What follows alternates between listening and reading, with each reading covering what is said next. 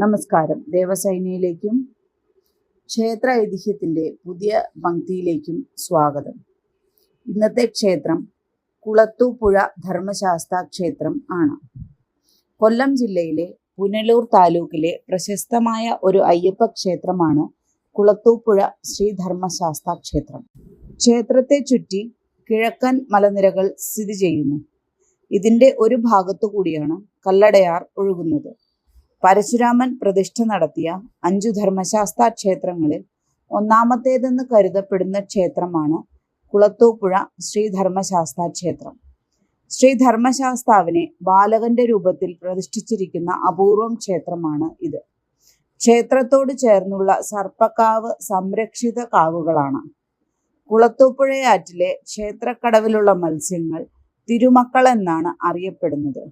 വിട്ടുമാറാത്ത രോഗങ്ങൾ അകലുവാനായി ഈ മീനുകൾക്ക് ഊട്ടു നൽകുന്ന പതിവുണ്ട്. പ്രത്യേകിച്ചും ത്വക്ക് രോഗങ്ങൾ അകലുവാനായി ഇവിടുത്തെ മീനൂട്ട് പ്രസിദ്ധമാണ്. പണ്ട് രാസക്രീഡയിൽ കൂടി വശീകരിക്കാൻ ശ്രമിച്ച ഒരു ജലകന്യകയെ ശാസ്താവ് മത്സ്യരൂപത്തിൽ കിടന്നുകൊള്ളാൻ അനുവദിച്ചതായാണ് ഐതിഹ്യം. തിരുവനന്തപുരത്തു നിന്ന് നെടുമങ്ങാട് പാലോട് വഴിയും കന്യാകുമാരി ജില്ലയിൽ നിന്നുള്ളവർക്ക് കളീക്കാവിള, വെള്ളറട, ആര്യനാട്, വിതുര, പാലോട് വഴിയും കൊല്ലത്ത് നിന്ന് കണ്ണനല്ലൂർ, ആയൂർ, അഞ്ചൽ അല്ലെങ്കിൽ പാരിപ്പള്ളി, പള്ളിക്കൽ, നിലമേൽ വഴിയോ പത്തനംതിട്ട നിന്ന് പത്തനാപുരം, പുനലൂർ, അഞ്ചൽ വഴിയും തമിഴ്നാട്ടിൽ നിന്ന് ചെങ്കോട്ട, ആര്യങ്കാവ് വഴിയും ക്ഷേത്രത്തിൽ എത്തിച്ചേരാം. ശനിയാഴ്ചയും വൃശ്ചിക മാസത്തിൽ തുടങ്ങുന്ന ശബരിമല മണ്ഡലകാലം തുടങ്ങിയവയുമാണ് വിശേഷ ദിവസങ്ങൾ. നീരാഞ്ജനം, മീനൂട്ട്, പുഷ്പാഭിഷേകം, നെയ്യഭിഷേകം, പാൽപായസം, അഷ്ടദ്രവ്യ മഹാഗണപതി ഹോമം, അരവണ, അപ്പം, പായസം, രക്തപുഷ്പാഞ്ജലി, അഷ്ടോത്തരാർച്ചന തുടങ്ങിയവയാണ് ക്ഷേത്രത്തിലെ പ്രധാന വഴിപാടുകൾ. അടിമ സമർപ്പണമാണ് വഴിപാടുകളിൽ പ്രധാനം.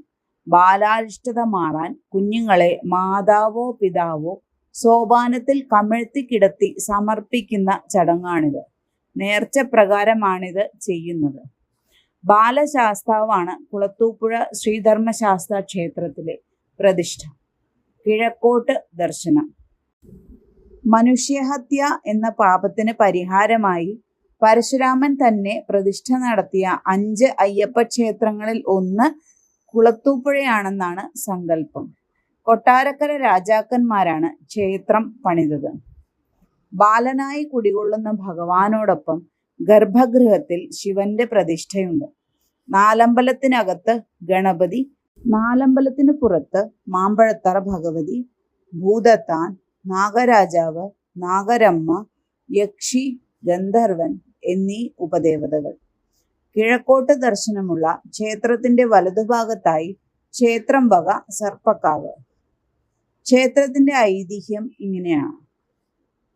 സഞ്ചാരപ്രിയനായിരുന്ന ഒരു ആചാര്യശ്രേഷ്ഠൻ കുളിക്കാനായി ആറ്റിലിറങ്ങി. ഒപ്പമുള്ളവർ ഭക്ഷണം പാകം ചെയ്യാനായി അടുപ്പുകല്ല് സ്ഥാപിച്ചപ്പോൾ ഒരെണ്ണം എപ്പോഴും വലുതായി തന്നെ ഇരിക്കുന്നു. എത്ര മാറ്റിവെച്ചിട്ടും ശരിയാവുന്നില്ല. അവർ അങ്ങനെ ആ കല്ല് പൊട്ടിക്കുവാൻ തുടങ്ങി. ശക്തിയുള്ള ഇടിയിൽ കല്ല് 8 പിളർന്നു.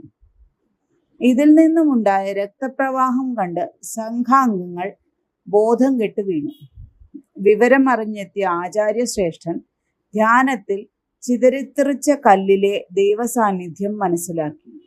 വിവരമറിഞ്ഞ കൊട്ടാരക്കര രാജാവ് അമ്പലം പണിയുവാൻ വേണ്ട ധനം അദ്ദേഹത്തിന് നൽകി. ചിതറിത്തെറിച്ച കഷ്ണങ്ങൾ പൂജ നടത്തി പ്രതിഷ്ഠിച്ചു.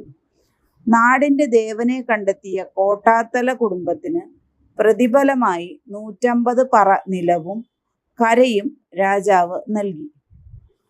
രാജഭരണം അവസാനിച്ചപ്പോൾ തിരുവിതാംകൂർ ദേവസ്വം ബോർഡ് നിലവിൽ വന്നതോടുകൂടി ക്ഷേത്രം ദേവസ്വം ബോർഡിന്റെ കീഴിലായി.